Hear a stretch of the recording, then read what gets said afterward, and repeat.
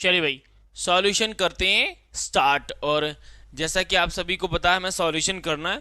Solution के अक्सर दो तरीके होते हैं कि अगर आपने मॉक टेस्ट पहले से अटेम्प्ट किया है तो आप क्वेश्चन के एक्सप्लेनेशन को ध्यान से सुनेंगे, और अगर आपने इस mock test as a quiz में अटेम्प्ट नहीं किया है तो आपको हर एक क्वेश्चन के नंबर के साथ उसका करेक्ट ऑप्शन लिखना होगा कमेंट बॉक्स में, जिससे आपके साथ ही साथ में सॉल्यूशन चलता चला जाएगा। चलिए स्टार्ट करते क्वेश्चन नंबर फर्स्ट से। पहला क्वेश्चन है कि कंपाइलर शब्द का अर्थ क्या होता है, यानी द टर्म कंपाइलर मीन्स। पहला ऑप्शन है set a program which controls the working of a computer. Computer का वर्किंग जो कंट्रोल करता है वो एक सेट है प्रोग्राम का। तो ये तो हमारा ऑपरेटिंग सिस्टम होता है, ये हम लोग जानते हैं। कंप्यूटर ऑपरेट के काम करने का तरीका है, नहीं भाई। असेंबली लैंग्वेज से मशीन लैंग्वेज में ट्रांसलेट करना, सर ये असेंबलर का काम होता है। वहीं अगर आप हाई लेवल लैंग्वेज को मशीन लैंग्वेज में करना चाहते हैं तो यहाँ पर हमारा कंपाइलर चलता है। लेकिन अगर आपको याद हो तो ट्रांसलेटर हम लोगों ने 3 पढ़े थे। असेंबलर जो कि असेंबली से हमारे लो में जाता है, वहीं हमने हाई के लिए 2 पढ़े थे, कंपाइलर और इंटरप्रेटर। कंपाइलर की क्वालिटी क्या थी सर, कंपाइलर हो या फिर हमारे पास इंटरप्रेटर हो, इन दोनों का काम था कि ये यूज करते थे हाई लेवल से लो में। लेकिन दोनों में डिफरेंशियल जब ट्रांसलेटर की बात आती है तब हम कंपाइलर के साथ जाते हैं, लेकिन जब स्टेटमेंट वाइज स्टेटमेंट या फिर लाइन वाइज लाइन हो तब हम लोग जाते हैं इंटरप्रेटर के साथ। तो आंसर होगा option number 4 is the correct answer. Next है क्वेश्चन नंबर 2 कि dash is a name for the lower edge of the worksheet window. Worksheet window के लोअर एज का नाम है जो कि वेरियस इंफॉर्मेशन प्रोवाइड करता है, डिस्प्ले करता है। तो अगर आपको याद हो कि हमारी विंडोज़ या फिर एमएस ऑफिस में जितनी प्रोग्राम्स के थे उनके सबसे बॉटम की बार को हम लोग स्टेटस बार कहते हैं। क्या कहते हैं? Status bar. वहीं अगर आप टाइटल बार सबसे टॉप की होती है, उसके नीचे हमारे पास रिबन मिलता है जो कि टैब और ग्रुप से बना होता है। और आगे जाएंगे तो हमें फार्मूला बार और नेम बॉक्स मिलता है, और इसके बॉटम में हमें मिलता है वर्कशीट, जिसे हम वर्क एरिया के नाम से भी जानते हैं। ठीक है, स्टेटस आपको पता है टास्क बार विंडोज का सबसे बॉटम का पार्ट होता है, विंडोज का। तो यहाँ पर पूछा है वर्कशीट की विंडो का, तो आंसर होगा ऑप्शन नंबर पहला करेक्ट हो जाएगा। वहीं अगर हम बात करें क्वेश्चन नंबर 3 की, अधूरे ईमेल को बिना भेजे किस फोल्डर में स्टोर किया जाता है। यानी हमारा कोई मैसेज है जो इनकम्प्लीट है, यानी वो सेंड नहीं हुआ है, इनकम्प्लीट सेंड नहीं हुआ होगा, तो इनकम्प्लीट मैसेज हमारे कहाँ स्टोर होते हैं सर? ड्राफ्ट में। तो ऑप्शन पहला करेक्ट हो जाएगा। वहीं अगर आप ट्रैश की बात करो तो ये just like a recycle bin होता है। जैसे हम लोग विंडोज में किसी फाइल को डिलीट करते थे तो वो रिसाइकल बिन में जाती थी, वैसे ही अगर आप ईमेल में किसी मेल को डिलीट करेंगे तो हमारा ट्रैश में जाएगा। देखो सेंड में कंप्लीट डिलीवर मैसेज, जो मैसेज आप लोगों ने भेजे हैं और सक्सेसफुली डिलीवर हो गए हैं तो वो सेंड में जाते हैं। स्पैम अनवांटेड, जो जंक मेल होते हैं वो स्पैम में चले जाते हैं। तो ऑप्शन इसका फर्स्ट करेक्ट हो जाएगा। वहीं अगर आप क्वेश्चन नंबर 4 की बात करें तो क्वेश्चन नंबर 4 है कि all of the following commonly used unit of measurement, यानी मेमोरी कैपेसिटी का मेजरमेंट यूनिट इनमें से कौन सा नहीं है? तो पहला ऑप्शन एमएस नहीं, एमबी है। एमबी है, जीबी है, टीबी, लेकिन एनबी नाम का कोई मेमोरी यूनिट हम लोगों ने नहीं पढ़ा। तो option number 4 is the correct answer, 4 वाला करेक्ट हो जाएगा। वहीं अगर हम क्वेश्चन नंबर 5 की बात करें तो dash function in MS Excel return the total number of character in a string, यानी किसी टेक्स्ट स्ट्रिंग के अंदर कितने नंबर ऑफ टोटल कैरेक्टर हैं, तो इस चीज की काउंटिंग करता है हमारा लेन फंक्शन, जो कि टेक्स्ट फंक्शन कैटेगरी में आता है। वहीं एक चीज याद रखना कि जो लेन फंक्शन है वो हमारे स्पेस को भी काउंट करता है। यानी सपोज जैसे मेरा बीएसआई एकेडमी है, अब इसमें आप लेन फंक्शन निकालें तो बीएसआई एकेडमी में एक स्पेस लगता है, बीएसआई फिर एकेडमी लिखा तो मैंने एक स्पेस लगाया, तो इसमें क्या होगा कि बीएसआई में 3 है और एकेडमी में जाओगे तो 7 हैं, तो टोटल आपको 11 आउटपुट मिलेगा। पूछो क्यों?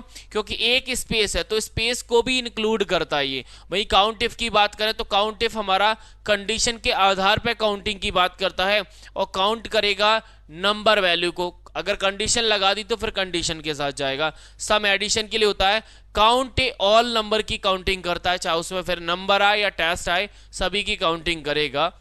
ठीक है, चलिए तो ऑप्शन इसका होगा first is the correct answer. लेकिन ये भी याद रखना, देखो काउंट वाला स्टैटिक फंक्शन कैटेगरी में आता है और सम हमारा मैथ्स एंड ट्रिग्नोमेट्री कैटेगरी में आता है। लेन मैंने आपको बता दिया कि एक टेस्ट कैटेगरी का फंक्शन है। वहीं अगर आप आगे जाओगे तो आगे है क्वेश्चन नंबर 6। यदि आपको इंटरनेट के माध्यम से वायरस वाली एक फाइल प्राप्त होती है, यानी इंटरनेट से आपको एक वायरस वाली फाइल मिली, तो उस वायरस को हटाना चाहते हैं तो आप क्या सेलेक्ट करेंगे? देखो वायरस को डिटेक्ट करना है या रिमूव करना है, बात बराबर ही है। क्यों? वायरस को पकड़ना, फाइंड करना, डिटेक्ट जिसे कहते हैं, और रिमूव करने के लिए हम एंटीवायरस का यूज करते हैं, और इसमें एंटीवायरस एक है नॉर्टन, तो ऑप्शन नंबर सेकंड करेक्ट हो जाएगा हमारा। बाकी अनइंस्टॉल हमारे सॉफ्टवेयर से रिलेटेड होता है, और डिस्क क्लीनअप हमारे डिस्क पर अनवांटेड या फिर हम बोलें टेम्पररी फाइल जो होती हैं, कुकीज जो होती हैं, उनको डिलीट करने के लिए हम लोग डिस्क क्लीनअप का यूज करते हैं। ठीक है, आगे question number 7। The most frequently used output device, यानी वो कौन सी डिवाइस है जो एज अ आउटपुट में प्राइमरी रूप से यूज होती है। जब हमने पेरिफेरल पढ़ा था तो पेरिफेरल हमें पता इनपुट होती है, आउटपुट होती है, लेकिन प्राइमरी आउटपुट की अगर हम बात करें तो मॉनिटर जरूरी है। भाई अगर आप प्राइमरी इनपुट डिवाइस की बात करें तो कीबोर्ड और माउस दोनों आते हैं, लेकिन अगर कीबोर्ड और माउस दोनों ऑप्शन में है और पूछा जाए कि प्राइमरी इनपुट डिवाइस कौन सी है, तो आप प्रायोरिटी रूप से कीबोर्ड के साथ जाएंगे। तो एक बार बिना माउस से आप कंप्यूटर चला सकते हैं, लेकिन कीबोर्ड के बिना आप लोग नहीं चला सकते। तो इसका आंसर तो ऑप्शन नंबर 4 होगा, लेकिन एक्सप्लेनेशन भी जरूरी है कि अगर इनपुट आए तो हम लोग क्या लगाएंगे। आगे क्वेश्चन नंबर 8। यूनिक्स सेल से चलाने के लिए बनाए गए एक कंप्यूटर प्रोग्राम को डैश नाम से जाना जाता है, यानी यूनिक्स सेल से जो प्रोग्राम चलता है तो उसे प्रोग्राम को हम लोग क्या कहते हैं? तो ऑप्शन नंबर सेकंड करेक्ट होगा। क्यों? क्योंकि सेल स्क्रिप्ट होता है, सेल स्क्रिप्ट प्रोग्राम होता है जो कि यूनिक्स सेल के द्वारा चलाया जाता है। वहीं डिजाइंड है हमारे कंप्यूटर सॉफ्टवेयर की तरह, साथ ही साथ में कमांड इंटरप्रेटर होता है सेल कमांड इंटरप्रेटर, जो सेल को जो यूजर के द्वारा कमांड इंटर की जा रही है उनको इंटरप्रेट या फिर डिकोड करने का काम करता है। ठीक है, आगे क्वेश्चन नंबर 9 क्या कह रहा है? एक डिस्क की कंटेंट को जो निर्माता होता है, जो मैन्युफैक्चर के समय दर्ज की जाती है और इसे यूजर द्वारा बदला या फिर मिटाया नहीं जा सकता। यानी ऐसी इंफॉर्मेशन, ऐसा कंटेंट जो कि डिस्क पर जब मैन्युफैक्चर की गई है डिस्क तभी रिकॉर्ड होगा, उसके बाद आप उसे रिकॉर्ड नहीं कर सकते। तो मतलब ना तो रिकॉर्ड कर पाएंगे, ना इरेज और ना ही चेंज कर पाएंगे। तो अगर आपको याद हो तो डिवाइसेस के संबंध में आपने 4 टर्म पढ़े थे। एक आर था जो रिकॉर्ड वंस की बात करता है, एक रोम था जो रीड ओनली की बात करता है, एक रैम था जो एरेज मल्टी टाइम की बात करता है, और एक RW था जो हमारे पास रीराइटेबल की बात करता था। यहाँ पर बात हो रही है कि इसे आप सिर्फ क्या कर पाएंगे, यानी आपका चेंज नहीं कर पाएंगे तो ये डिवाइस हमारी रीड ओनली जाएगी, बाकी ऑप्शन वैलिड नहीं। जब ऑप्शन वैलिड नहीं होते तो इनवैलिड केस में हम उसमें नहीं जाएंगे भाई। ठीक है, चलिए क्वेश्चन नंबर 10 पर जाएं तो डेटा वैलिडेशन ऑप्शन हमें किस टैब में मिलता है? डेटा वैलिडेशन हमें पता है कि हमारे डेटा टैब के अंदर ही मिलता है। आपको याद हो तो एक्सेल के अंदर सिर्फ 2 ही टैब हमें अलग मिले थे वर्ड से, वो थे हमारा फार्मूलाज और डेटा। तो इनके अंदर ही हमें मोस्ट ऑफ द केस में कमांड हमने जो एग्जाम पॉइंट ऑफ व्यू से ज्यादा नहीं पढ़ी थी, बट कमांड के बारे में हम लोग अच्छे से जानते हैं। नेक्स्ट है question number 11। The JPG file format is the method of encoding picture on a computer पर अगर इमेज को इनकोड करने के मेथड के बारे में बात करें तो हमारा JPG फॉर्मेट होता है। तो JPG का फुल फॉर्म क्या है ये पूछा, सिंपल, यानी स्टार्टिंग में जो सेंटेंस दिया है वो तो जस्ट लाइक अ JPG फाइल फॉर्मेट की इनकोडिंग मेथड की बात कर रहा है कि वो किस प्रकार की इमेज है, ऑडियो वीडियो कैसी है, लेकिन पूछा फुल फॉर्म है। तो जॉइंट फोटोग्राफिक एक्सपर्ट ग्रुप यानी option number second is the correct answer हो जाएगा। वहीं अगर आप क्वेश्चन नंबर 12 की बात करें तो एक प्रोग्राम जो कि कंप्यूटर डेटा को नॉर्मल के अलावा किसी अन्य कोड सिस्टम में परिवर्तित करता है उसे हम क्या कहते हैं? यानी एक ऐसा प्रोग्राम है जो कंप्यूटर डेटा को कुछ दूसरे कंप्यूटर मतलब कोड में चेंज करे तो इसे हम किस फॉर्म में जानते हैं? सर ये इनकोडर होता है। क्या होता है? इनकोडर होता है, जो कि एक कोड से दूसरे कोड में कन्वर्ट करने का काम करता है। तो ऑप्शन ऐसा था कि देखते ही जब आप डील करते तो ऑप्शन अपने आप खुद का आंसर डिफाइन कर रहा था। वहीं अगर आप क्वेश्चन नंबर 13 की बात करें, पैसिव टैबलेट के हॉरिजॉन्टल और वर्टिकल वायर को, जो वर्टिकल वायर का क्या काम रहता है, वर्टिकल वायर क्या ऑपरेट करते हैं? तो आपको याद हो जब हमने ग्राफिक टैबलेट के टाइप पढ़े थे, तो passive tablet electro magnetic mechanism पे काम करता है। साथ ही साथ में इसमें दो वायर थे, हॉरिजॉन्टल और वर्टिकल। हॉरिजॉन्टल जो वायर होता है वो हमारा ट्रांसमिशन, और वहीं अगर आप वर्टिकल वायर की बात करें तो रिसीविंग कॉल्स की बात करता है। तो ऑप्शन पहला ही करेक्ट होता है। इसी के संबंध में आपने रैंड टैबलेट भी पढ़ा था, जिसके हॉरिजॉन्टल और वर्टिकल वायर सिर्फ और सिर्फ ट्रांसमिट के लिए यूज होते हैं, वो रिसीविंग के लिए यूज नहीं होते। तो रैंड टैबलेट होता तो उस कंडीशन में फर्स्ट लगाते, जो कि प्रीवियस एग्जाम में आया हुआ है। अगर पैसिव यहां पर पूछा तो पैसिव में हॉरिजॉन्टल और वर्टिकल ये दोनों रिसीविंग और हमारे ट्रांसमिशन, लेकिन याद रखना हॉरिजॉन्टल ट्रांसमिशन के लिए होता है और वर्टिकल रिसीविंग के लिए होता है। तो पहला करेक्ट हो जाएगा। वहीं क्वेश्चन नंबर अगर हम 14 की बात करें, 14 कह रहा है कि आपका डेसिमल से आपको बाइनरी करना है। तो भाई डेसिमल से बाइनरी के लिए हमारे पास सीरीज थी, लेकिन इस सीरीज में हमें क्या करना है, हमारे पास नंबर है 56।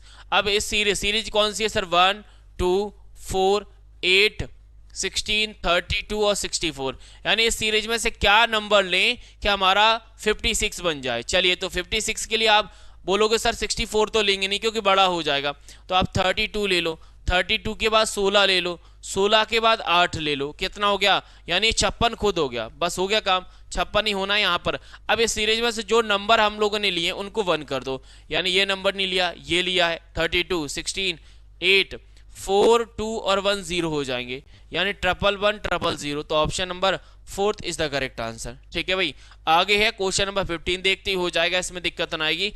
ऑक्टल नंबर सिस्टम के बेस सर 8 होता है, इसमें तो डाउट नहीं, फैक्ट बेस्ड सीधा सवाल है। क्वेश्चन है 16, डैश का अर्थ, जो डैश है उसका अर्थ जानकारी को उचित समय सीमा में ऐसा करने के लिए मतलब ऑथराइज किसी भी व्यक्ति द्वारा एक्सेस या फिर मॉडिफाई किया जाता है। बता दो।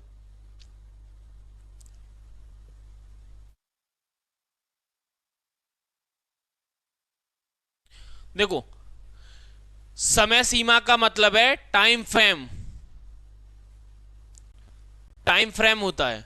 तो इसका आंसर है अवेलेबिलिटी, यानी हमें एक्सेस करना है और मॉडिफाई करना है। कॉन्फिडेंटिलिटी, इंटीग्रिटी और एक्सेस कंट्रोल। एक्सेस कंट्रोल का मतलब है कि अगर आप किसी डिवाइस में एक्सेस करने के लिए आपको यूजर आईडी पासवर्ड की जरूरत तो पड़े, यानी ऑथराइज यूजर ही एंट्री कर पाए। और इंटीग्रिटी कॉन्फिडेंटली का मतलब होता है कि आपने मैसेज कर दिया तो इंटीग्रिटी के अंदर आप मैसेज मतलब चेंज नहीं कर पाएंगे। और कॉन्फिडेंटिलिटी का मतलब होता है कि अगर आपने इंटीग्रिटी कर दिया है तो हमारे जो मैसेज का कॉन्फिडेंटिलिटी सिक्योर रहता है, यानी उसका जो गोपनीयता है वो सिक्योर बनी रहती है। ये हमारे डिजिटल सिग्नेचर से रिलेटेड टर्म है, बट इसका आंसर ऑप्शन नंबर फर्स्ट होगा। अगर ये क्वेश्चन आपसे दिक्कत कर रहा है यानी आप नहीं समझ पाए तो ये क्वेश्चन ऐसा है कि मतलब 7 to 8 में आता है, जरूरी नहीं आए लेकिन आएगा तो इसी लैंग्वेज में पूछा जाएगा। Next question number 17, alternative name for laser printer का दूसरा नाम क्या है, वैकल्पिक नाम क्या है? तो आपको पता है कि लेजर, हमने प्रिंटर की जो क्लासिफिकेशन क्या था, दो हमारे पास बेस थे, एक तो स्पीड और दूसरा टेक्नोलॉजी। टेक्नोलॉजी इम्पैक्ट और नॉन इम्पैक्ट निकले थे। अगर आप स्पीड की बात करें तो कैरेक्टर, लाइन और हमारे पास दूसरे निकले थे पेज प्रिंटर। तो यहाँ पर लेजर प्रिंटर हमारा पेज प्रिंटर कैटेगरी का ही एग्जाम्पल होता है, तो इसलिए सेकेंड ऑप्शन करेक्ट हो जाएगा। वहीं अगर आप क्वेश्चन नंबर 18 की बात करें तो विच of the following is a printer that spray टिनी droplets. बस यहां से काम हो गया। जब स्प्रे की बात आ रही है वो भी टिनी ड्रॉपलेट्स, तो आप सीधा इंक जेट के साथ चले जाओगे। जब किसी पेपर पर इमेज या फिर टेक्स्ट को क्रिएट करना है वो भी इंक को छोटे छोटे बूंदों के फॉर्म में ड्रॉपलेट्स करके। तो ड्रॉपलेट्स को मैंने आपको सीधा टर्म बताया था कि इंक आपको लोगों को लगा देना है। क्वेश्चन नंबर 19 के साथ जाएंगे। तो विच of the following is not an example output device. Output device का एग्जाम्पल नहीं है, इसका मतलब इनपुट है। तो इनपुट ढूंढोगे तो आपको ऑप्शन नंबर 3 मिलेगा। क्यों? क्योंकि स्टाइलस, ये जो मेरे हाथ में पेन आपको नजर आ रहा है, ये स्टाइलस ही होता है और स्टाइलस का इनपुट डिवाइस में हम लोग यूज करते हैं। ग्राफिक या फिर हमारे यूज होता है टच स्क्रीन पर। ठीक है, चलिए तो आंसर हो जाएगा ऑप्शन नंबर 3। वहीं अगर आप क्वेश्चन नंबर 20 की बात करें, dash indicate how quickly a printer can process and print document या फिर इमेज, यानी इमेज को कितनी जल्दी हमारा प्रिंटर प्रिंट करता है या फिर प्रोसेस करता है, इस चीज को डिफाइन करता है हमारा एक टर्म है रिजोल्यूशन क्वालिटी बताता है। देखो रिजोल्यूशन क्वालिटी को डिफाइन करता है और स्पीड, हमारी जो स्पीड है ना, वो कितनी फास्ट हमारा प्रिंटर प्रिंट कर रहा है, वो स्पीड को डिफाइन कर रहा है। और हमारा ऑप्शन कुछ इसी प्रकार कह रहा है, हमारा क्वेश्चन यही कह रहा है कि हमें क्विकली, जल्दी से जल्दी प्रिंट करना है, तो अकॉर्डिंग टू स्पीड की बात कर रहा है। तो ऑप्शन 3 ही करेक्ट हो जाएगा। अगला है क्वेश्चन नंबर 21, असाइमेट्रिक सिपर यूज, यानी असाइमेट्रिक जो होता है, असाइमेट्रिक कितनी की का यूज करता है। देखो अगर आपको याद हो तो हमने क्रिप्टोग्राफी एल्गोरिथम 3 पढ़ी थी, एक साइमेट्रिक, असाइमेट्रिक और हैश फंक्शन। साइमेट्रिक की अगर हम बात करें तो इससे इनक्रप्शन हो या डिक्रप्शन हो, यहां पर हम सिंगल की का यूज करते थे, जो कि हमारे पास सीक्रेट की होती है। कौन सी होती है? सीक्रेट की हो जाती है। वहीं अगर आप असाइमेट्रिक की बात करें तो इनक्रप्शन के लिए तो आप पब्लिक की का यूज करते हैं। इनक्रप्शन अगर आप कर रहे हैं तो आप पब्लिक की का यूज करेंगे। वहीं अगर आप डिक्रप्शन कर रहे हैं तो आप सीक्रेट की का यूज करते हैं, यानी 2 की का यूज करता है। तो ऑप्शन नंबर 2 करेक्ट हो जाएगा। बाकी हैश फंक्शन हमारा किसी भी की का यूज नहीं करता। आगे क्वेश्चन नंबर 22, निम्नलिखित में से कौन सी लैंग्वेज स्टैटिकल कंप्यूटिंग और ग्राफिकल इन्वायरमेंट प्रदान करती है, यानी स्टैटिकल कंप्यूटिंग और ग्राफिकल इन्वायरमेंट जो लैंग्वेज प्रदान करती है, उस लैंग्वेज का नाम क्या है? सर आर लैंग्वेज है। कौन सी लैंग्वेज है? आर। स्टैटिक है ये, यानी ऐसा पॉइंट है जो स्टैटिकल वे से हो जाएगा, यानी आपको फैक्ट बेस्ड में करना होगा लैंग्वेज के साथ डील। ठीक है, अगला क्वेश्चन नंबर 23, ईथर कार्ड एक नेटवर्क अडाप्टर है जिसका उपयोग वायर्ड नेटवर्क इंस्टॉल करने के लिए किया जाता है। इसे हम किस नाम से जानते हैं? तो भाई नेटवर्क बनाना, नेटवर्क के संबंध में जो कार्ड यूज होता है उसका नाम एनआईसी होता है। इसमें आपको डाउट नहीं होना चाहिए, जब नेटवर्क बनाना है तो एनआईसी की हम लोगों को जरूरत पड़ती है। अगला क्वेश्चन नंबर 24, निम्नलिखित में से कौन सा एल्गोरिथम आमतौर पर जीआईएफ और टीआईएफ इमेज को कंप्रेस करने के लिए, साथ ही साथ में कभी कभी पीडीएफ और टेक्स्ट फाइलों के लिए भी उपयोग किया जाता है, यानी कंप्रेशन का एल्गोरिथम बताना है। अब कंप्रेशन के एल्गोरिथम हम लोगों ने 2 पढ़े थे, एक लॉजी पढ़ा था, दूसरा लॉसलेस पढ़ा है। तो बता दो आपको जीआईएफ या फिर बताओगे तो आपके ये लॉसलेस में चले जाते हैं, जिसका बेहतरीन एग्जांपल है आपका ऑप्शन नंबर LZW, जिसे लैंप जिम के नाम से हम लोग जानते हैं। तो ऑप्शन नंबर 3 करें। ये 7 to 8 का क्वेश्चन है। अगर आपको ये क्वेश्चन समझ में नहीं आया तो भाई इस प्रकार के क्वेश्चन आपके एग्जाम में एज इट इज पूछे जाते हैं, यानी जैसे आपको कराए वैसे ही आएंगे, थोड़ा बहुत लैंग्वेज परिवर्तन होगा। तो लॉसलेस कंप्रेशन की बात हो रही थी यहां पर। आगे हम बात करते हैं क्वेश्चन नंबर 25 की। याद रखना लॉजी भी हम कराएंगे, जैसे जैसे आप आगे बढ़ोगे तो आगे भी हम आपको कराएंगे, क्योंकि इस प्रकार के क्वेश्चन 7 to 8 में रखे जा रहे हैं। और जब क्वेश्चन 7 to 8 में रखे जाते हैं तो उसी कैटेगरी में हम लोगों को करने होते हैं। अगला क्वेश्चन नंबर 25, एमएस एक्सेल में डैश फंक्शन किसी संख्या का निकटतम पूर्णांक, निकटतम हमारा जो मतलब क्या बोल रहा है, नियरेस्ट हमारे पास राउंड वैल्यू या फिर मल्टीपल तक हमें क्या करता है, पहुंच जाता है। तो भाई जब राउंड वैल्यू की बात आती है, जब राउंड नंबर की बात आती है, ऑप्शन पढ़ोगे ना तो आपको 2 ऑप्शन नजर आ रहे होंगे। देखो इफ था कंडीशन के आधार पर और काउंट इफ था के कंडीशन के आधार पर काउंटिंग करना। यहां पर नियरेस्ट इंटीजर वैल्यू चाहिए, नियरेस्ट इंटीजर वैल्यू हमारे सिग्निफिकेंस के मल्टीपल। आपको याद है सिग्निफिकेंस के मल्टीप्लिकेशन की बात हो रही है तो हमने 2 फंक्शन पढ़ी, सीलिंग पढ़ा है, फ्लोर पढ़ा है। सीलिंग पढ़ा है फ्लोर पढ़ा है, इसका हमारा जो मतलब सिंटैक्स होता है नंबर और सिग्निफिकेंस होता है। नंबर और सिग्निफिकेंस आपको क्या करना होता है कि सिग्निफिकेंस का मल्टीपल निकालना होता है जो कि नंबर के आसपास होता है। एक तो नंबर से बड़ा आता है, एक नंबर से छोटा आता है। तो जो बड़ा आएगा वो हमारे सीलिंग में जाएगा, जो छोटा आएगा फ्लोर में जाएगा। यहां पर बात हो रही है कि नियरेस्ट इंटीजर वैल्यू है, तो नियरेस्ट इंटीजर है। अब यहां पर ये तो नहीं बोली जा रहा है कि ऊपर है या फिर नीचे है।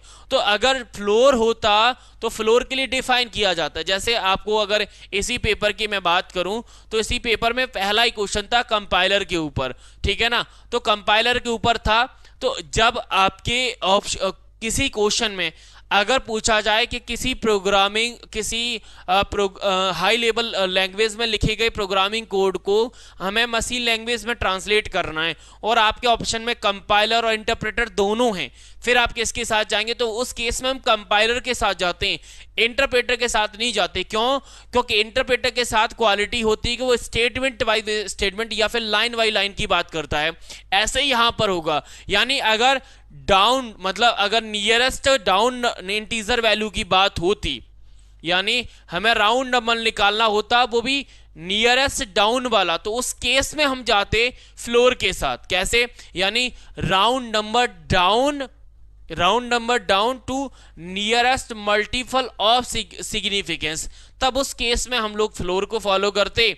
अब यहां पर राउंड वैल्यू सीधा मतलब नियरेस्ट इंटीजर वैल्यू निकालना है, तो उस केस में हम सीलिंग को लगाएंगे। आप लोगों ने फ्लोर लगाया, सोच आपकी सही है, लेकिन जब डाउन की स्पेशल बात होती तब आप जाते, अदरवाइज हमें सीलिंग ही लगाना पड़ेगा। क्वेश्चन नंबर 26 की बात करें तो कीबोर्ड में लाइक कैप्स लॉक जो की को हम टर्न ऑन और टर्न ऑफ करते हैं तो उन की को हम क्या कहते हैं? सर टॉगल की कहते हैं। टॉगल की हमारी दो केस में यूज होती है, ऑन और ऑफ। टॉगल की में हमारे पास दो और आती हैं, एक नम लॉक और स्क्रॉल लॉक। बाकी मॉडिफायर की ऐसी की होती है जिनका आप अकेले यूज नहीं कर सकते, कंट्रोल अल्ट और शिफ्ट होती है।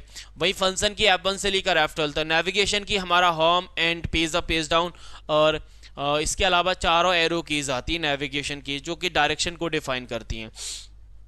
अगला क्वेश्चन नंबर 27, निम्नलिखित में से कौन सा कंप्यूटर सॉफ्टवेयर का उदाहरण नहीं है? मतलब सॉफ्टवेयर नहीं है, इसका मतलब हार्डवेयर है। तो आप ढूंढोगे तो हार्डवेयर कंपोनेंट में आपको एक ऑप्शन मिल जाएगा जिसका नाम है ऑप्शन नंबर 3, यानी मदरबोर्ड हार्डवेयर में आता है, बाकी कंपाइलर, ऑपरेटिंग सिस्टम, डिस्क डीफ्रेगमेंटर ये सॉफ्टवेयर में चले जाते हैं।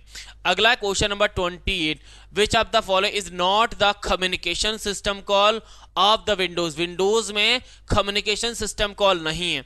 तो क्रिएट पाइप बिल्कुल होता है, क्रिएट फाइल मैपिंग होता है, मैप व्यू ऑफ फाइल होता है, लेकिन स्लीप नहीं होता। स्लीप किस में जाता है? सर इंफॉर्मेशन के अंदर जाता है। किस में जाता है?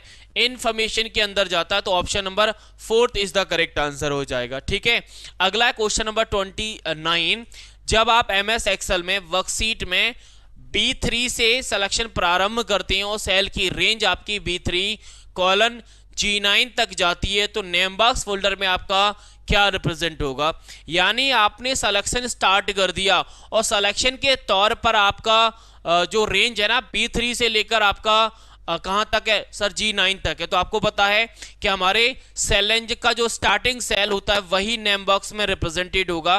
तो ऑप्शन नंबर 2 करेक्ट होगा। क्या होगा? 2 इज द करेक्ट आंसर। वहीं अगर हम आगे बात करें क्वेश्चन नंबर 30 की, 30 है जब कोई व्यक्ति या फिर वस्तु हमारा विश्वास हासिल करने, हमारे सिस्टम तक एक्सेस पाने, डेटा चुराने, पैसे चुराने या फिर मैलवेयर फैलाने के प्रयास पे कुछ और होने का दिखावा करता, मतलब है कुछ और दिखावा कुछ और करेगा, तो इस प्रकार के सिक्योरिटी खतरे को, यानी हमारे सिक्योर थ्रेट जो सिक्योरिटी थ्रेट होते हैं उसे हम किस नाम से जानते हैं? देखो अगर आपको याद हो तो स्पैमिंग की बात हो, स्पैमिंग आपको पता है कि स्पैमिंग होता है हमारा ईमेल से रिलेटेड। यहां पर ईमेल की बात नहीं हो रही है। हैकिंग नाम का कोई ऐसा हमारे पास टर्म नहीं है जो इस चीज की बात करेगा। और स्पूपिंग क्या करता है कि अनवांटेड तरीके से हम अगर बात करें फिशिंग की, तो फिशिंग बिल्कुल होता है। फिशिंग जो है वो हमारा बिल्कुल होता है कि हमारे सिस्टम में अनवांटेड तरीके से या फिर अनऑथराइज तरीके से एक्सेस करने का प्रयास करता है, लेकिन ये मैलवेयर का पार्ट नहीं है। तो मैलवेयर की तरह जो काम करता है वो हमारा स्पूपिंग ही होता है। तो ऑप्शन नंबर 4 करेक्ट हो जाएगा। फिशिंग आप लोगों ने लगाया है, अगर मैलवेयर फैलाने की बात आए तब हम स्पूपिंग के अंदर जाते हैं। क्वेश्चन नंबर है 31, the distance between return task and edge of the paper, paper के किनारे और हमारे बॉडी टास्क के बीच के स्पेस को हम लोग क्या कहते हैं? सर हम लोग मार्जिन कहते हैं। वहीं अगर आपसे पूछा जाए रिटर्न टास्क और मार्जिन के बीच के स्पेस को हम लोग क्या कहते हैं, तो उस कंडीशन में आप इंडेंटेशन के साथ जाएंगे। किसके साथ? सर इंडेंटेशन होता है। जो इंडेंटेशन हमारे पास दो होते हैं, एक लेफ्ट होता है, दूसरा राइट होता है। ठीक है, आगे क्वेश्चन नंबर 32, निम्नलिखित में से कौन सी पॉइंटिंग डिवाइस काम कर रहा है जो कि फ्लाइट सिमुलेटर में एक विमान को विमान होता है उसको नेविगेट करना है। तो कौन सी पॉइंटिंग डिवाइस है? तो सर जॉयस्टिक। जॉयस्टिक आपको एक हैंडल की तरह होता है। किसकी तरह होता है? हैंडल की तरह होता है, और नेविगेट करने के लिए हम इसका यूज करते हैं, चाहे तो गेमिंग के लिए करें या फिर फ्लैट सिमुलेटिंग में करें, दोनों केस में इसका हम लोग यूज कर सकते हैं। Question number 33, which of the following is not a component of email address? Email address का कंपोनेंट नहीं है। तो ईमेल देखो, सिस्टम नाम यूज होता है नहीं, आपको पता है कि $@ सबसे इंपॉर्टेंट है। इससे पहले यूजर नेम, इसके बाद डोमेन नेम। तो डोमेन नेम होता है, यूजर नेम होता है और @ सिंबल होता है। तो option number first is the correct answer हो जाएगा। क्वेश्चन नंबर है 34, विच of the following is not a document processing software? यानी प्रोसेसिंग सॉफ्टवेयर का कैटेगरी बताना है जो कि इस कैटेगरी में नहीं है। देखो वर्ड तो आता है, लेकिन वर्ड के अलावा नोटपैड, वर्डपैड, ये दोनों आते हैं। इम्प्रेस आप सभी को पता है ओपन ऑफिस का, लेकिन ये प्रेजेंटेशन प्रोग्राम है। कैसा है सर? प्रेजेंटेशन प्रोग्राम है। और यहां पर पूछा है डॉक्यूमेंट प्रोसेसिंग में नहीं आता, यानी प्रेजेंटेशन में आता है, तो यही आंसर हो जाएगा। ये बहुत पॉपुलर है, कभी कभी जब सॉफ्टवेयर की कैटेगरी आती तब ये क्वेश्चन पूछा जाता है। वहीं क्वेश्चन नंबर 35 की बात करें, MS वर्ड में किसी डॉक्यूमेंट को पिछले वर्जन में सेव करने के लिए किस फाइल फॉर्मेट का हम लोग यूज करते हैं? यानी पुराने वर्जन में हमें सेव करना है MS वर्ड में, तो कैसे करेंगे? देखो अगर X लगा है .docx या फिर .dotx, जब X लगा है तो X फॉर XML होता है, जो कि लेटेस्ट वर्जन की बात करता है, यानी 2007 और 7 से ऊपर के जितनी वर्जन उनकी बात होती है। वहीं अगर आप जाओगे तो XPS जस्ट लाइक अ PDF फाइल होती है, PDF फाइल होती है। ODT open office file extension होता है, जबकि बात हो रही है पुराने वर्जन की, यानी 2003 या 2000 मतलब 1997 की बात करें। तो अगर ऑप्शन सेकंड के साथ जाते तो X लगा, यानी लेटेस्ट वर्जन का हमारे पास टेम्पलेट फाइल है। तो एक ही ऑप्शन है, ऑप्शन नंबर फर्स्ट, क्योंकि .doc लगा, हमने दोनों पढ़े थे। देखो .doc और .docx दोनों पढ़ा है, तो X मतलब लेटेस्ट की बात करता है और ये पुराने वर्जन की बात करता है, तो यहीं पर वहीं पूछा था, तो ऑप्शन नंबर पहला करेक्ट हो जाएगा। आगे क्वेश्चन नंबर 37 कि पॉपुलर नेटवर्क ऑपरेटिंग सिस्टम में इंक्लूड कौन सा ऑप्शन नहीं आता? देखो नेटवेयर आता है, बिल्कुल आता है, लेकिन डॉस नहीं आता। क्यों? क्योंकि डॉस सर सिंगल यूजर है। कैसा है? सिंगल यूजर और सिंगल टास्किंग दोनों होता है। तो जब सिंगल है तो नेटवर्क की बात करेगा नहीं, क्योंकि नेटवर्क क्या होता है? दो या दो से अधिक चीजों से मिलकर हमारा नेटवर्क बनता है, तो ये तो आंसर होगा नहीं, तो यही आंसर हो जाए, क्योंकि नॉट पूछा था यहाँ पर। ठीक है, अगला है question number 37, Satish is working on a MS word document. Satish MS word document पर काम कर रहा है। व्हेन ही टाइप, जब वो TM टाइप करता है, तो TM टाइप करेगा तो हमारा ट्रेडमार्क सिंबल बन जाएगा, जो कि ऑप्शन नंबर फर्स्ट में सेकंड में लिखा हुआ है। बाकी एरो के लिए आपको पता है कि डैश आपका यूज करेंगे, या तो आप स्टार्टिंग में लगा दो या एंड में लगा दो, ग्रेटर देन लेस देन। ठीक है, चलिए question number 38, Mozilla is a web browsing software develop in year, मतलब मोजुला फाउंडेशन के द्वारा मोजुला वेब ब्राउजर को कब डेवलप किया गया था? सर 2002 के अंदर। तो ये फैक्ट बेस्ड क्वेश्चन है, फैक्ट बेस्ड है। ठीक है, गूगल क्रोम 2008 में, तो ऐसे ही सारे हमें चलने के लिए मिल जाएंगे सीधे। अगला है क्वेश्चन नंबर क्या है सर? 39 है। 39 क्या है? कंप्यूटर मॉनिटर स्क्रीन जैसे इमेज बनाने के लिए इलेक्ट्रॉनिक किसका, यानी बीम ऑफ इलेक्ट्रॉन का यूज करता है। बीम ऑफ इलेक्ट्रॉन्स, यानी वो कौन सा मॉनिटर है जो बीम ऑफ इलेक्ट्रॉन का यूज करेगा? Sir cathode, CRT। और पावर कंजप्शन याद रखना, सीआरटी में सबसे ज्यादा पावर खपत, फिर हमारा एलईडी में, और इससे कम होता है हमारा एलसीडी में। किस में होता है? एलसीडी में हो जाता है। ठीक है भाई, एलसीडी में हो जाता है। तो पावर कंजप्शन भी याद रखना, और ये जो बाकी टर्म है वो खुद की डेफिनेशन को डिफाइन कर रहे हैं। चलिए क्वेश्चन नंबर 40 है 40। माइक्रोसॉफ्ट ने बैलून्स किसके लिए प्रयोग किया? बैलून्स का यूज क्या है? पहला ऑप्शन कह रहा है कि क्रिएट शेप एंड ग्राफिक, यानी शेप्स और ग्राफिक को क्रिएट करने के लिए नहीं। Proof reading and review comments, बिल्कुल सही बात है। एडिंग नंबर टेंस नहीं, हमें अगर प्रूफ रीडिंग करनी है या फिर हमें रिव्यू करना है अपने कमेंट्स के साथ, और ये जो हमारा बैलून्स यूज होता है वो हमारे ट्रैक चेंज में मिलता है। कहाँ मिलता है? ट्रैक चेंज के अंदर आता है। ट्रैक चेंज में आप सभी को पता है 5 ऑब्जेक्ट होते हैं, 5 एलिमेंट होते हैं, जिसमें इंसर्ट, डिलीट, फॉर्मेट और या फिर मूव की बात होती है। साथ ही साथ में 5th नंबर पे कमेंट रहता है। ठीक है, यानी कोई भी व्यक्ति अगर ट्रैक चेंज में कोई चेंज करेगा तो इन्हीं 5 चीज में आ जाएगा। और इनकी काउंटिंग के लिए हम लोग रिव्यू पैन का यूज करते हैं, जिसमें नंबर ऑफ रिवीजन्स हमें अवेलेबल होते हैं। अगला है question number 41। Which of the following networking device, एक नेटवर्किंग डिवाइस है जिसका उपयोग 2 या 2 से अधिक नेटवर्क को जोड़ने के लिए यूज किया जाता है एक सिंगल नेटवर्क के रूप में। आप सभी को पता है कि 2 या 2 से अधिक नेटवर्क को जोड़ने के लिए हम दो चीजों का यूज करते हैं, या तो ब्रिज होगा या गेटवे होगा। दोनों में डिफरेंस क्या है? तो ब्रिज से भी 2 नेटवर्क जोड़ते हैं और गेटवे से भी 2 नेटवर्क जोड़ते हैं, लेकिन अंतर यह है कि हमारा गेटवे होता है वो डिफरेंट टाइप के नेटवर्क को जोड़ने की बात करता है, जबकि ब्रिज हमारा सिंपल सादा नेटवर्क, जो सिंगल नेटवर्क है उनके साथ कनेक्टिविटी की काम, मतलब सॉरी सिंगल नेटवर्क की, हमारे जो सेम टाइप के नेटवर्क हैं, सेगमेंट जो इनका समान है, उनको कनेक्टिविटी की बात करेगा।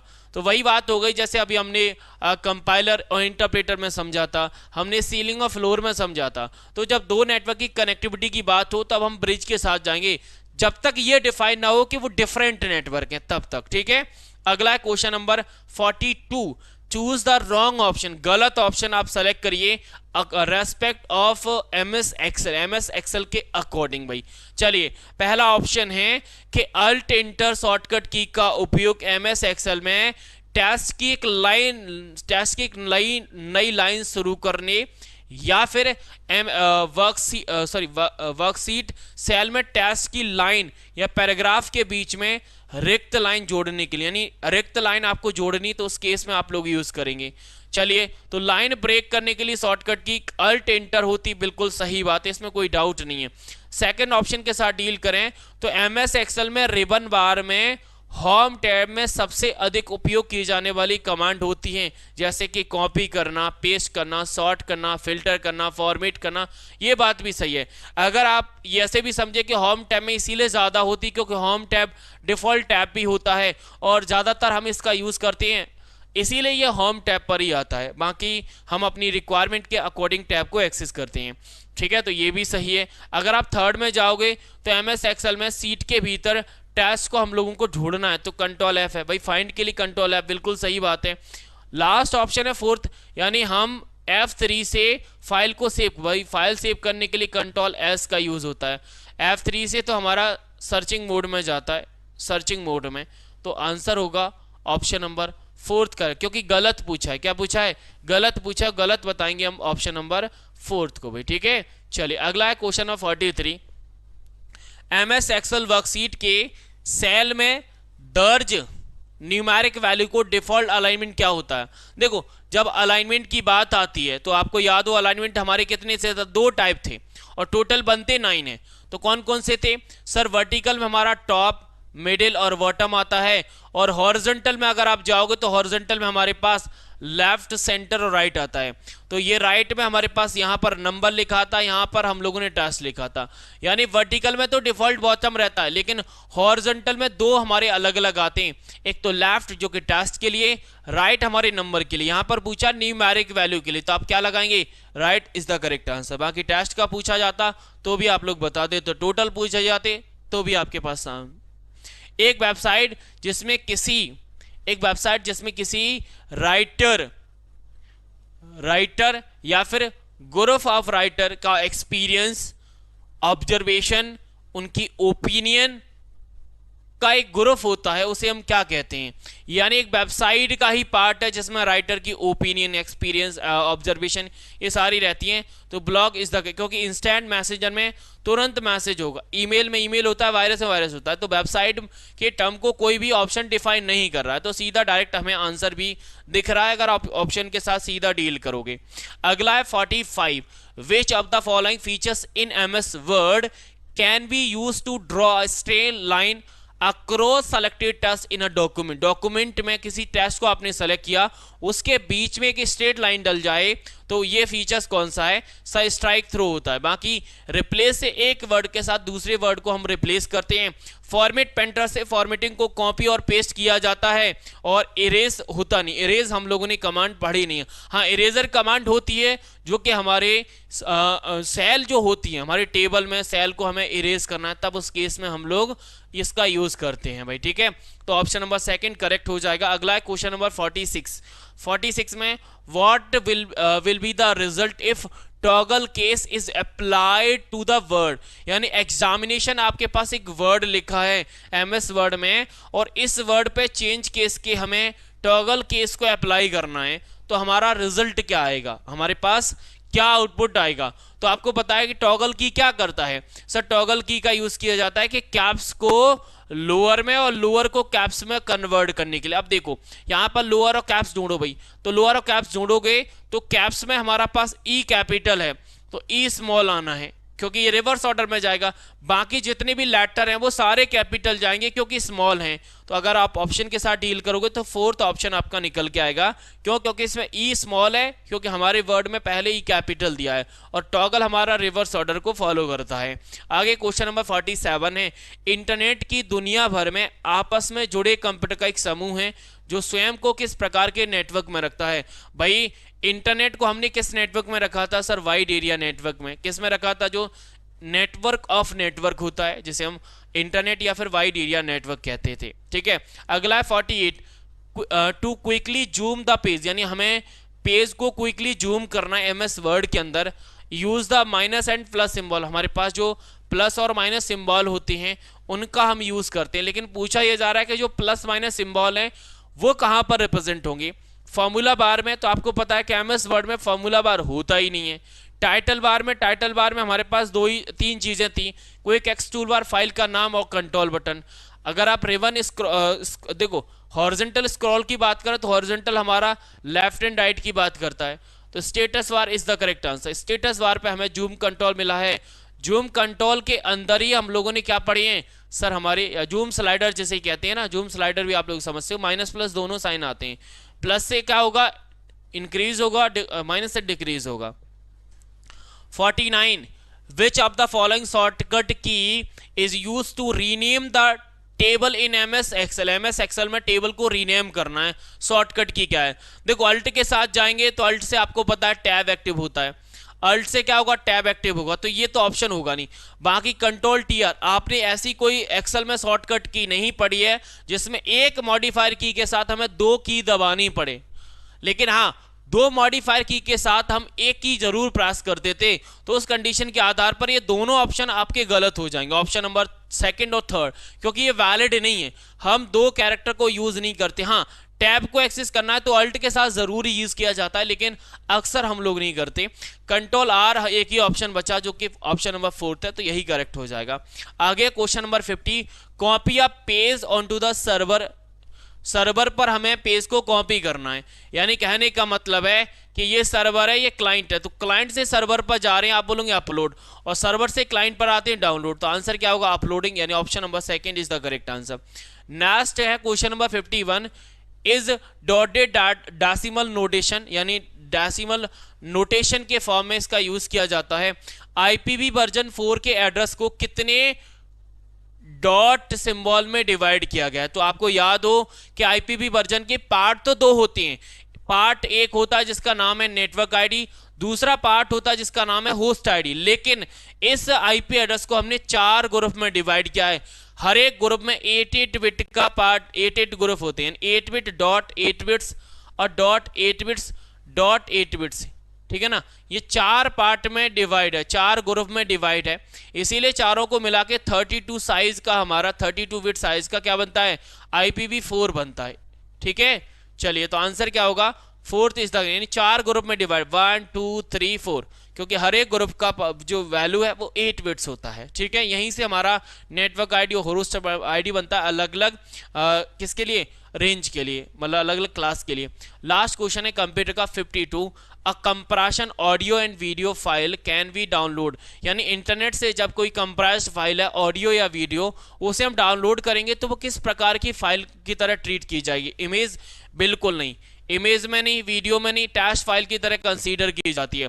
हाँ, स्पेसिफिक वीडियो होता तो आप लोग वीडियो के साथ जा सकते थे, लेकिन यहाँ पर उसे हम कंसीडर करेंगे एज अ टैश फाइल। जब डाउनलोड हो जाएगी उसके बाद आप समझ सकते हैं कि वो आपकी वीडियो फाइल है या ऑडियो फाइल है। ठीक है, तो ये कंप्यूटर के क्वेश्चंस हैं। और कंप्यूटर में देखो, अगर आप अभी तक लाइव थे, अगर आप रिकॉर्डेड भी देख रहे हैं तब भी कोई टेंशन नहीं है। आप जब मैं आपसे बोलता हूं जो भी आपका स्कोर आता है मॉक टेस्ट में, तो जब आप मुझे स्कोर बताते हो तो मेरा दूसरा सवाल रहता है, दूसरा क्वेश्चन रहता है कि आप उसे एनालाइज करें। तो एनालाइज क्या होता है, देखो आप ये बताइए कि आपके 52 में से कितने नंबर आए। पासिंग के लिए मिनिमम 30 चाहिए, यानी 30 नंबर 52 में से आना जरूरी है। अगर नहीं आ रहे तो फिर आपको प्रॉपर तरीके से देखना होगा कि 32 हमें 30 तक जाना है, तो बाकी नंबर गए तो गए कहां। ठीक है, ऐसे ही हमारा 23 वाला पोर्शन होता है। जैसे मैथ्स में 6 नंबर आते हैं, 6 में से हमें कितने चाहिए, मैथ्स नहीं आता तो 2 मिनिमम आपको आने ही चाहिए। रीजनिंग में यही हाल है। जीएस तो आप सब पता है समंदर है, समंदर में जितना ला सकते हो उतना आपके लिए चॉइस है भाई। ठीक है, उतना आसान हो जाएगा। चलिए बाकी पोर्शन की बात करते हैं, मैथ्स और रीजनिंग की। तो मैथ्स और रीजनिंग को पहले स्टार्ट कर लेते हैं भाई। मैथ्स का पहला क्वेश्चन आपकी स्क्रीन पर है। जिनको मैथ्स नहीं आता कोशिश करना कि जो मॉक टेस्ट में हम लोग क्वेश्चन दे रहे हैं वो क्वेश्चन काफी बार भी तो ऑप्शन के साथ आ जाते हैं, रिपीट हो जाती हैं, तो उनका जब सॉल्यूशन आप लोग देख जाते हैं तो कम से कम आंसर याद रहता है, तो आंसर सीधा टिक कर जाओगे। चलिए पहला क्वेश्चन है और 58 है इस पेपर का कि आयत का क्षेत्रफल 39.6 मीटर परिधि वाले वृत्त के क्षेत्रफल के बराबर है। ठीक है भाई, यानी आयत का क्षेत्रफल क्या होता है सर, लंबाई गुणा चौड़ाई बराबर हमारे पास एक क्षेत्र, और वृत्त का क्षेत्रफल क्या होता है सर, पाई आर स्क्वायर होता है। क्या होता है, पाई आर स्क्वायर, यानी इसके बराबर है। लेकिन हमारा दिया है कि वृत्त की परिधि है वो 39.6 है, यानी इस वृत्त की परिधि, वृत्त की परिधि क्या होती है सर, वृत्त की परिधि होती है 2 पाई आर, यानी 2 पाई आर की वैल्यू दी है 39.6। तो यहां से एक चीज क्लियर हो रही कि आर की वैल्यू निकाल के हम वृत्त का क्षेत्रफल निकाल लेंगे, और वृत्त का अगर क्षेत्रफल मिल गया तो हमारे पास हमारे जो रेक्टेंगल है, जो हमारे पास चतुर्भुज है, सॉरी आयत है, उसका क्षेत्रफल हम लोगों को मिल जाएगा। अब पूछा क्या है कि आयत की चौड़ाई दी है, यानी आयत की चौड़ाई क्या है, यानी अगर हम चौड़ाई बी की बात करें तो 4.5 है। हमें लंबाई पूछिए, क्या पूछिए, लंबाई। तो यहां से अगर मुझे ये वृत्त का क्षेत्रफल मिल जाए तो लंबाई गुणा चौड़ाई से मैं ये वैल्यू निकाल सकता हूं लंबाई की। भाई चलिए कैसे निकालेंगे, चलिए तो आर की वैल्यू आप यहां से निकाल लीजिए। 2 मल्टीप्लाई बराबर क्या होता है सर, 22/7। आर की वैल्यू हम लोगों को निकाल ली है तो 39.6 होगा। अब आर से ये वैल्यू हमारी क्या हो जाएगी, क्रॉस मल्टीप्लाई में उधर चली जाएगी, क्रॉस मल्टीप्लाई में उधर चली जाएगी, तो 7 तो ऊपर जाएगा और 2 मल्टीप्लाई 22 हमारे पास नीचे आएगा। ठीक है, चलिए इसे कैंसिल आउट करिए, कर देंगे सर। चलिए 11 से इसे कैंसिल आउट करो, 2 बार जाएगा, 11 से करो 3 बार, 6 बार, तो यानी 0.6 आया। अगर यहां से और कर रहे हो तो आप इसे डिवाइड भी कर सकते हो, कोई दिक्कत नहीं है, डिवाइड भी कर सकते हो, तब भी हो जाएगा आपका काम। ठीक है, तो 39 फिर बचा 6, तो ये 6 टाइम जाएगा, और यहां पर आप 10 लगा लो, 10 लगा लो पॉइंट हटा के, तो ऊपर क्या बनेगा, यानी 36 मल्टीप्लाई 7 डिवाइड बाई 4 मल्टीप्लाई 10, ये हमें आर की वैल्यू मिल गई है। तो देखो 4 से ये भी कैंसिल आउट होगा, कितनी बार जाएगा सर, 9 बार, और यहां से 7 नंबर कितना होता है 63, यानी 6.3 हमारी आर की वैल्यू आ गई। आर की वैल्यू कितनी आ गई, 6.3। अब अगर आर की वैल्यू आ गई है तो फिर आप जो हमारा सर्कल है उसका एरिया निकाल सकते हो। कैसे सर, पाई आर स्क्वायर होता है। क्या होता है, अगर आप सर्कल के एरिया के साथ जाएंगे तो सर्कल का एरिया मैं लोग निकाल लेता हूं, क्या होता है सर, पाई आर स्क्वायर होता है। आर की वैल्यू हमें पता है कितनी है, और पाई की वैल्यू भी पता है, पाई की वैल्यू होती है 22/7, आर की वैल्यू है 6.3, तो ये 2 बार है तो मैं 2 बार लिख दूंगा। कितनी बार लिखूंगा सर, 2 बार लिख दूंगा, यानी 6.3 मल्टीप्लाई 6.3। तो एक तरीका है कि आप ऐसे ही आप वैल्यू को डिफाइन कर दो या कैंसल आउट करो। देखो आप यहां से पॉइंट हटाएंगे तो एक जीरो नीचे आएगी, यहां से पॉइंट हटाएंगे तो एक जीरो नीचे आएगी, ठीक है। तो नीचे हमारे पास 100 आ जाएगा, कितना आ जाएगा 100 आ गया, और 7 से इसे कैंसल आउट करने पर यह आया है हमारे पास 7 नंबर 63 यानी 9। अगर आप इसे समराइज करें तो 22 मल्टीप्लाई 9 मल्टीप्लाई 63 और डिवाइड में आपके पास 100 मिला है, डिवाइड में आपके पास क्या मिला है 100 मिला है, यानी ठीक है।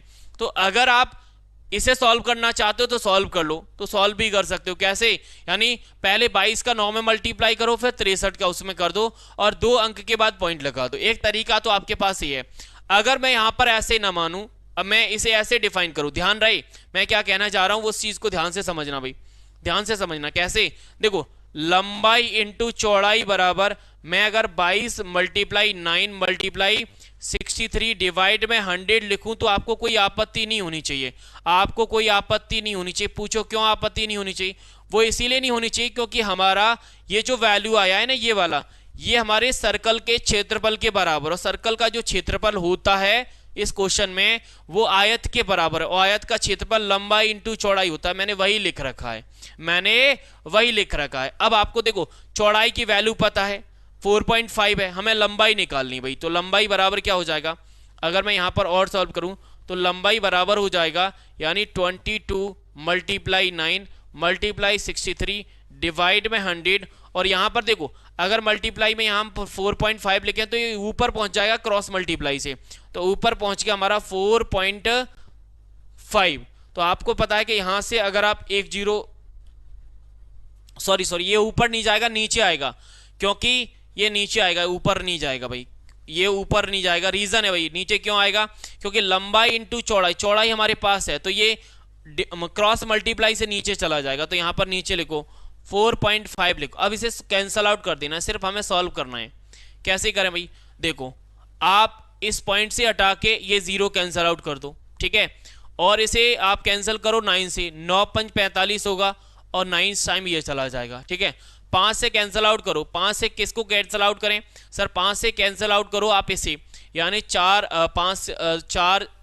4.4 आ जाएगा, 4.4 आ जाएगा, यानी 63 मल्टीप्लाई 4.4 की जो वैल्यू आएगी, डिवाइड में हमारे पास 100 है, सॉरी डिवाइड में 10 है, डिवाइड में 10 है, तो या तो 6.3 कर लो मल्टीप्लाई 4.4 करो, या फिर 63 मल्टीप्लाई 4.4 और हमारे पास डिवाइड में 100, यानी 2 अंक से पहले हमें पॉइंट लगाना है। तो जब 44 का आप 63 में मल्टीप्लाई करोगे तो 2772 आएगा, और हमें 2 अंक से पहले पॉइंट लगाना है, तो आंसर ऑप्शन नंबर 4 करेक्ट हो जाएगा। थोड़ा कैलकुलेशन करना आपका हो जाएगा, ठीक है। समझ में नहीं आया तो एक बार इस सॉल्यूशन को फिर से देखना, काम हो जाएगा भाई, ठीक है। मैं चलता हूं अगला क्वेश्चन 59 की तरफ। इसमें एग्जैक्ट वैल्यू नहीं निकालनी, अप्रॉक्स निकालनी भाई। चलिए निकालते हैं, पहले इसे जो सही बटे उसे क्लियर कर लेते हैं। तो 10 दूनी 20 और 3 23, यानी ये 23 बटे हमारे पास क्या हो जाएगा सर 10 हो जाएगा, मल्टीप्लाई 7 चौक 28 और 6 हमारे पास कितना होगा सर ये 34 होगा, डिवाइड में 7 आएगा, मल्टीप्लाई 7 दूनी, ठीक है, तो ये 15y कितना हो जाएगा 2 हो जाएगा, 15y कितना हो जाएगा 2। चलिए कैंसल आउट कर दीजिए नंबर को, करेंगे। चलिए 2 से इसे कैंसल आउट करो, कितनी बार जाएगा सर 17 बार गया। 5 से इसे कैंसल आउट करो 2 बार जाएगा, 5 से इसे करोगे 3 बार जाएगा, ठीक है, 3 बार जाएगा। तो ये कितना, देखो ये कितना हो जाएगा। अब आपके पास दो तरीके हैं, या 17 का 3 बार करो मल्टीप्लाई तो 51 आ गया, कितना आ गया 51, और ये हमारे पास 23 है मल्टीप्लाई, डिवाइड में हमारे पास 2 है, डिवाइड में 2 है। तो या तो आप इसे मल्टीप्लाई कर, इसे डिवाइड कर लो या इसे डिवाइड कर लो, लेकिन एग्जैक्ट वैल्यू अगर आप देखोगे तो एग्जैक्ट में लगभग मान के चलिए कि आपका 23 मल्टीप्लाई 25 के समथिंग आ रहा है, 23 मल्टीप्लाई 25 के समथिंग हमें वैल्यू मिल रही है। एडिशन ही था, हाँ एडिशन ही है भाई, ठीक है। चलिए तो भाई कर दीजिए, करेंगे तो आंसर आ जाएगा आपके पास, यानी 25 थी कितना होता है 75, 25 दूनी 50, 50 और 7 57, नहीं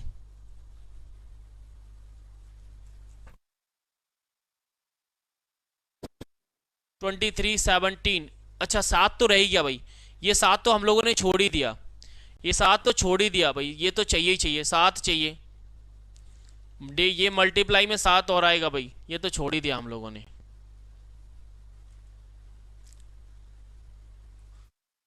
तो ये लगभग 7 से अगर 7 21 पॉइंट लगभग जाएगा 5 के। अब करो तो ये लगभग देखो 25 का 3 बार मल्टीप्लाई करोगे। मैंने क्या किया, ध्यान से सुनना भाई, आप लोगों को थोड़ा दिक्कत आ रही होगी। ये देखो मैंने इस 2 से इसे कैंसल आउट किया तो मुझे 25 मिला, और मैंने 7 से इसे कैंसल आउट किया तो लगभग लगभग हमें 3.5 से लगभग मिलेगा, 3.5 के लगभग। कम में आएगा थोड़ा सा, लेकिन लगभग वैल्यू इतनी है, ठीक है ना। अब 25 का मल्टीप्लाई कर दो इसमें, तो 25 5 कितना होता है सर 125, तो 5 आएगा, ठीक है ना। फिर 25 से कितना होता है सर 75, 75 में आपको 12 ऐड करना है सर, 72 12 ऐड करोगे तो लगभग लगभग हमें मिलेगा 12 ऐड करने पर 87 यानी 87 पॉइंट लगाना एक नंबर, यानी 87.5 के अप्रोक्स आ रहा है, जो कि 84 के समथिंग है। कितने के बराबर है 84 के समथिंग। अप्रोक्स वैल्यू निकालनी, आपको एग्जैक्ट नहीं निकालनी, यही होता है। क्वेश्चन नंबर नेक्स्ट है 60। क्वेश्चन आया समझ में, मेन था ये, फिर आप अप्रोक्स निकालना है, अप्रोक्स निकालते जाइए काम हो जाएगा। एक तरीका और था, आप यहां से भी कर सकते थे, जैसे आपने 23 लिखा, डिवाइड में 10 लिखा, मल्टीप्लाई में आपने 37, डिवाइड में ये, तो आप क्या करते, जैसे 2 से कैंसिल आउट करो, लगभग 7 बार जाएगा, 7 से कैंसिल आउट करते, फिर आपके पास क्या है 23 से 37 से मल्टीप्लाई करने के बाद उसमें एक पॉइंट के बाद नंबर लगा दो, तो 23 सत्य कितना होता है 23 पंज, अब हमारा कितना होता है 23 पंज 115 होता है, और 23 दूनी 40, यानी लगभग लगभग ये वैल्यू जाएगी हमारे 161 के बराबर। तो 1 आएगा, 16 कैरी हो जाएगा, और 23 का 3 बार करोगे तो 69 होता है। 69 में जब 16 ऐड करेंगे तो लगभग 85 आएगा। कितना आएगा 85, तो 85.1 आ रहा है। अगर आप ऐसे करोगे तो ये भी लगभग हमारा 84 के बराबर है। तो तरीके दोनों हैं आपके पास, हमें अप्रॉक्स वैल्यू चाहिए, एग्जैक्ट नहीं चाहिए। तो ये तरीके होते हैं, और बाकी फिर आप लोग समझदार हैं, आप कर सकते हो, दिक्कत नहीं आएगी। आप ऐसे भी कर सकते थे, देखो जब आपने ये वैल्यू कैंसल आउट कर ली, ये वैल्यू कैंसल आउट कर ली, तो आपको पता है कि 10 से ये वैल्यू कैंसल आउट होगी लगभग 2 से ज्यादा बार, क्योंकि 10 दूनी 20 होता है, यहां पर 23 है, तो लगभग 2 से ज्यादा होगा। तो आप 37 का जब 2 बार मल्टीप्लाई करोगे तो 35 दूनी 70 होता है, और 37 का करोगे तो लगभग हमारे पास कितना आ रहा है सर 64 आ रहा है। तो 64 से तो बड़ा होगा, 64 से बड़ा होगा, आप सॉरी 74 से बड़ा होगा, 74 से बड़ा हमारे पास यही ऑप्शन है। तो किसी भी वे में आप करो ऑप्शन यही आएगा, ठीक है, क्योंकि अप्रॉक्स वैल्यू हम लोग ले रहे हैं। अगला है क्वेश्चन नंबर 60। इसमें क्या है, टोटल प्रेजेंट एज पी और क्यू, यानी पी और क्यू का जो एज है ना प्रेजेंट वाला, वो हमारा जैसे पी और क्यू की एज को अगर हम ऐड कर दें तो आर की देख क्या लिखा है, पी और क्यू की कुल वर्तमान आयु आर की वर्तमान आयु से 25 अधिक है।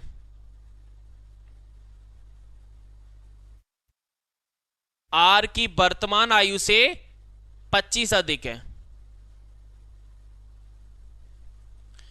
यानी आर की वर्तमान आयु से 25 अधिक है, ये वैल्यू आ रही है। यानी आर की जो वैल्यू है उससे पी और क्यू में अगर हम 25 ऐड कर दें तो हमारा आर की वैल्यू मिल जाएगी, यही बनेगा। यानी पी और क्यू की कुल वर्तमान आयु आर की वर्तमान आयु से 25 अधिक है, यानी गलत लिख दिया,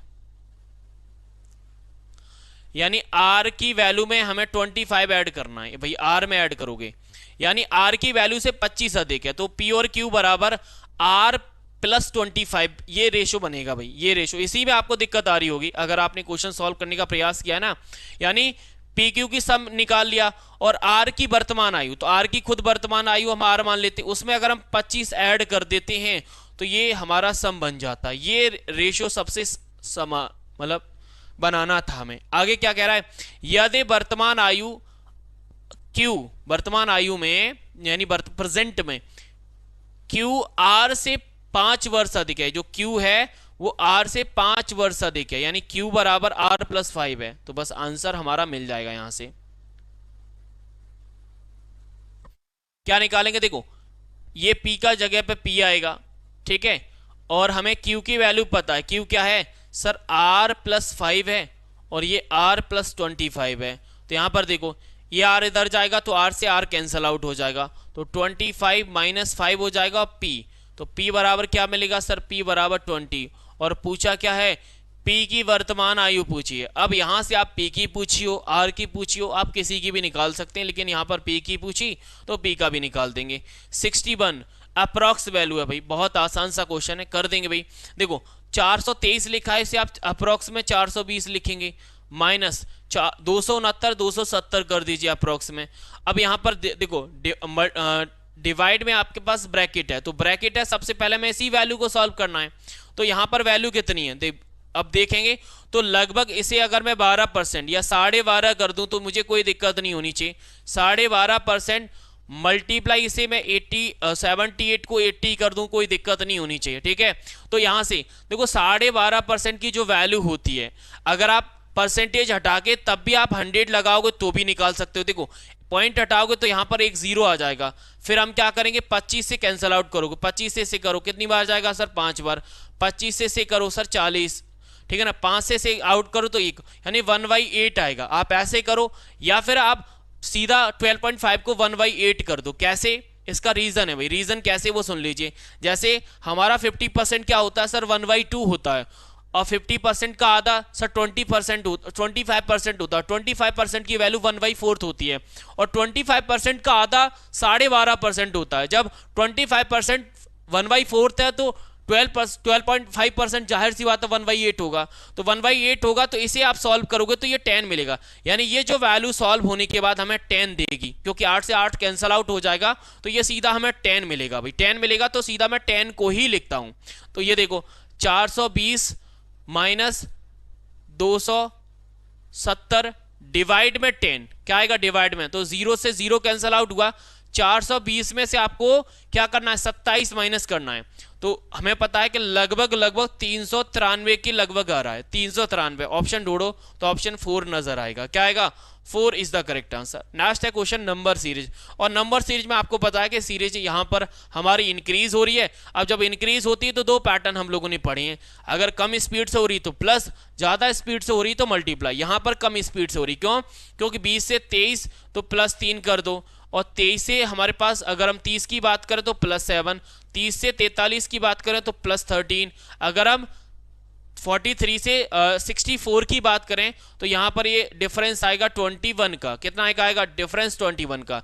अब जैसे डिफरेंस निकाला, डिफरेंस में रिलेशन देखो भाई, देखो 3 से 7, 7 से 13, 13 से 21, यानी 3 से 7 अगर आप देखोगे तो 4 का डिफरेंस है, और 7 से 13 में आपका 6 का है, 13 से आपका 21 में 8 का है, यानी अगला जो डिफरेंस आएगा वो 10 का आएगा। यानी जो 21 के बाद जो डिफरेंस नंबर आएगा वो 31 आएगा। यानी लास्ट नंबर कितना है सर 64 है, इसमें कितना ऐड होगा 31, यानी 59, यानी 95 is the correct answer. Next number हमें 95, यानी डिफरेंस के अंदर भी डिफरेंस था जिसका रिलेशन बिल्ड हो रहा था। लास्ट क्वेश्चन है भाई मैथ्स का, 2 ट्रेन के स्पीड का रेशो दिया है, रेशो मतलब 7:8, यानी इसका मतलब है कि ट्रेन 1 की जो स्पीड है ना 7x हो जाएगी, और ट्रेन 2 की स्पीड हमारे पास 8x हो जाएगी। आगे यदि दूसरी ट्रेन 4 घंटे में 400 किलोमीटर चलती है तो पहली ट्रेन की स्पीड क्या है, यानी 7x। अगर हमें x की वैल्यू मिल जाए तो हमें जो x की वैल्यू होगी उसमें 7 का मल्टीप्लाई कर दे तो हमारे पहली ट्रेन की स्पीड आ जाएगी। तो स्पीड बराबर क्या होता है सर, स्पीड बराबर होता है डिस्टेंस अपॉन टाइम, ठीक है ना। अब अगर दूसरी ट्रेन के बारे में आप देखें तो दूसरी ट्रेन का हर चीज आपको दी है, क्या है, देखो दूसरी ट्रेन की स्पीड क्या है सर 8x है, अगर दूसरी ट्रेन की टाइम की बात करें सर 4 है, डिस्टेंस की बात करें 400 है, तो 8x बराबर दूसरी ट्रेन के लिए, यानी ट्रेन 2 के लिए अगर हम बात करें, ट्रेन 2 के लिए हमारा 8x बराबर 400 डिवाइड बाई 4 आ जाएगा। तो इसे सॉल्व करोगे तो x हमारे पास ये 100 डिवाइड बाई 8 होगा, कितना होगा 100 डिवाइड बाई 8 हो जाएगा। तो 8 को कैंसिल आउट करो, कितनी बार जाएगा सर 8, 8 दूनी 10, ठीक है 2 बार जाएगा, फिर 8 दूनी सॉरी 8 एकम 8, 8 एकम 8 एक बार जाएगा, कितनी बार जाएगा 1 बार गया, फिर बचा आपके पास 2, तो 8 दूनी यहाँ पर 16 यानी 12.5 आएगा, 12.5 आया। x की वैल्यू 12.5 है और हमें निकालना है किसका है, 7x का। हमें t1 की स्पीड निकालनी, और t1 में क्या है 7 मल्टीप्लाई एक्स, एक्स की वैल्यू है 12.5%, 12.5 वैल्यू, ठीक है ना। तो 12 सत्य कितना होता है सर, 12 सत्य हमारे पास होता है 84 यानी 84, और हमारे पास 7.5 का आधा, सॉरी 7 का आधा होगा 3.5, यानी 84 और 3.5 हमारे पास 87.5 होगा। मल्टीप्लाई कर लेना तब भी यही आएगा, यानी 7 का सीधा 12.5 में मल्टीप्लाई करने पर आपका 87.5 ही मिलेगा, जो कि मैंने अलग मेथड से किया, बट आप लोग करोगे हो जाएगा। चल अगला क्वेश्चन है, डिक्शनरी में ये जो वर्ड दिए उनका करेक्ट ऑर्डर बताना है कि कौन सा किस नंबर पे मिलेगा। तो इसके लिए सिंपल सा मैटर है कि अगर आप हर लेटर का एक पहला नंबर उठाओ, भाई देख लीजिए। चलिए तो पहला लेटर आप उठाएंगे तो स्टार्टिंग में हमारे पास एन है, तो एन में आप नहीं बता सकते कि कौन सा लेटर पहला आएगा कौन सा बाद में। दूसरा लेटर देखोगे तो सब में हमारे पास ई है, यानी पहला और दूसरा दोनों डिफाइन नहीं कर रहे हैं कि हमें किस पोजीशन पर जाना है। लेकिन अगर हम दूसरे के बाद तीसरे पर जाएं, जैसे यहां पर टी है, यहां पर आर, यहां पर यू, यहां पर आई, एस और जी, तो यहां से हमारा तीसरे लेटर से हमें भली भांति समझ में आ रहा है कि कौन सा पहले मिलेगा। तो भाई इसमें देखो, तो इसमें आई पहले आएगा, सॉरी आई से पहले जी मिलता है, तो ये पहले नंबर पे आएगा, ठीक है ना। आई जी के बाद हमें आई आता है तो ये दूसरे नंबर पे आएगा। फिर अब देखो, फिर एस आर आता है तो ये हमारे तीसरे नंबर पे आएगा। फिर आर के बाद क्या आता है सर, एस आता है तो ये हमारे 4th नंबर पे मिलेगा। फिर हमारा टी आता है तो ये 5th नंबर पे मिलेगा, और फिर यू आता है तो ये 6th नंबर पे मिलेगा, यानी थर्ड लास्ट में है तो थर्ड सब में लास्ट में, फिर 1 है। तो स्टार्टिंग में देखोगे तो स्टार्टिंग में कौन सा 6 वाला है, तो 6 वाले से ये ऑप्शन हट गया। फिर कौन सा है सर 4th वाला, यानी 6 4th 2 5 1, तो ऑप्शन नंबर सेकंड करेक्ट हो जाएगा। क्या होगा, सेकंड करेक्ट हो जाएगा। चलिए अगला क्वेश्चन नंबर है 65। इसमें क्या है कि आपका जो वर्ड दिया है, कौन वर्ड के लेटर आप लिखो, सी है, ए है, यानी हर लेटर आपको बताना है कि इस वर्ड में जितने लेटर लिखे हैं तो उन लेटर के ऐसे कितने पेयर हैं जिनमें उतने ही लेटर छोड़े जा रहे हैं जितने अंग्रेजी वर्ड माला के अंदर छोड़े जाते हैं भाई। तो वो आपको नंबर ऑफ पेयर बताने के नंबर ऑफ पेयर कितने हैं भाई, ठीक है। चलिए तो पहला पेयर तो मुझे देखते ही समझ में आ गया सर, पहला पेयर तो एन ओ है, ठीक है ना, क्योंकि इसमें उतने ही लेटर हैं। देखो एन और ओ के बीच में एक ही भी लेटर मिसिंग नहीं होता अंग्रेजी वर्ड वाला में, तो यहां पर भी एक भी नहीं है, तो पहला लेटर तो ये हो गया, ठीक है। इसके बाद अगर आप देखें तो आपके पास देखो एक एस टी है, इसमें एक भी लेटर मिसिंग नहीं होता, यहां पर भी एक भी लेटर मिसिंग नहीं, तो एक ये हो गया, ठीक है। और ढूंढिए भाई, और ढूंढेंगे मिल जाएगा आर एस टी, आर देखो पी क्यू आर, एक और मिल गया भाई, कौन सा भाई, ढूंढने पे मिल जाते हैं भगवान, मिल जाते हैं, ये तो क्वेश्चन है। देखो पी क्यू आर, यानी आर और पी के बीच में एक लेटर और पी क्यू आर में भी एक लेटर मिलता है, साथ ही साथ में P Q R S T, नहीं ये नहीं बन रहा, नहीं बन रहा, ई एफ जी एच, एक हमारा आई और एच के बीच में बन रहा है, तो टोटल अभी कितने बन गए, 4 बन गए, ठीक है ना, टोटल 4 बन गए। और बन सकता है, ढूंढो भाई, बनेगा भाई, बनेगा कैसे, देखो भाई अगर आप ओके देखो P Q R S T, यानी टी और ओ के बीच में बन रहा है, टी और ओ के बीच में, क्योंकि यहां पर पी क्यू आर एस यानी एक लेटर ये, ठीक है। इसके अलावा एन और टी भी बन रहा है, एन और टी भी बन रहा है, एन और टी में वही लेटर हैं जो यहां पर छोड़े, यानी टोटल 6, हाईएस्ट 6 ही लिखा है तो भाई 6 ही लगा दो, तो ऐसे हमारे पास टोटल 6 बन रहे हैं, ठीक है। चलिए अब है एनालॉजी वाले क्वेश्चन। इसमें क्या है, जैसे जूते का संबंध चमड़े से है, वैसे ही पहले का संबंध आपको दूसरे से निकालना है, सेम रिलेशन को फॉलो करना है, सेम। तो जूते का मतलब चमड़ा, मतलब चमड़े, जूते में चमड़ा होता है, तो इसका मतलब है बस कनेक्टर, बस के बिना कनेक्टर नहीं हो, कनेक्टर के बिना बस नहीं, क्योंकि कनेक्टर के लिए बस जरूरी है, तो पहला ही ऑप्शन करेक्ट हो जाएगा, बाकी ऑप्शन इनवैलिड होंगे। तो चलिए 12 से हमें क्या, 12 से बना है हमारा 144, तो इसी रिलेशन को फॉलो, देखो 12 से 144 मतलब ये x है, तो यहां पर x का स्क्वायर का बना है, तो यानी देखो 20 के स्क्वायर से 400 बनता है, तो यही ऑप्शन हो जाएगा। 15 का स्क्वायर 225 होता है, 10 का स्क्वायर 100 होता है, 22 का स्क्वायर हमारे पास 442 होता है, तो ये भी आंसर नहीं होगा, ठीक है। 442 नहीं, 464, 400 384 आई थिंक, नहीं ज्यादा होगा, 22 का ज्यादा होगा भाई, 400 कुछ होता है, 21 का होता है 484 होता है, 22 का 484, तो वो तो ऑप्शन में है ही नहीं, 484 नहीं 464 है, गलत है। चलिए ऑड वन आउट निकालना, ऑड वन जो अलग है, देखो फूल पंखुड़ी, फूल में पंखुड़ी, ठीक है, कुर्सी में पैर होते हैं, व्रत में चाप होती है, आभरण यानी कवर पेज, तो कवर पेज, कवर भाई पेज कवर में आता है, तो ये तो गलत है, कवर में हमारे पास पेज आते हैं, ये बात गलत है, ये मैच नहीं कर रही है। अगला है 69 वाला, देखो जैसे जेड को हमने 36 बोला है, तो जेड कितने पर आता है सर 13 पर, तो 13 से 36 बना, यानी इसका डबल कर दिया, तो इसी नंबर से हमारा NET मिलाकर 39 बना है, तो हमें निकालना NUT का निकालना है। तो पहले इस पैटर्न को फॉलो करो, देखो N आता है 14 पर, E आता है 5 पर और T आता है 20 पर, तो ये बने कैसे हैं, ये बने कैसे हैं, पहले इसे आप देखिए तब आप पता कर पाएंगे। जैसे 14 इन सबको ऐड करो, इन सबको ऐड करोगे तो ये कितना आ रहा है सर 39 ही आ रहा, अच्छा सही है, सॉरी सही लिखा है भाई, जेड 13 पर थोड़ी आता है, जेड तो 26 पर ही आता है, तो यानी हर एक डिजिट का वही लेटर है, तो भाई 14 U और 20 भाई ऐड कर दो, ऐड कर दो कितना आएगा, यानी 35 और 20 यानी 55 आएगा, option number second third is the correct answer. Same letter मतलब लेटर की वही पोजीशन है जो अंग्रेजी वर्ड माला के अंदर होती है भाई, ठीक है।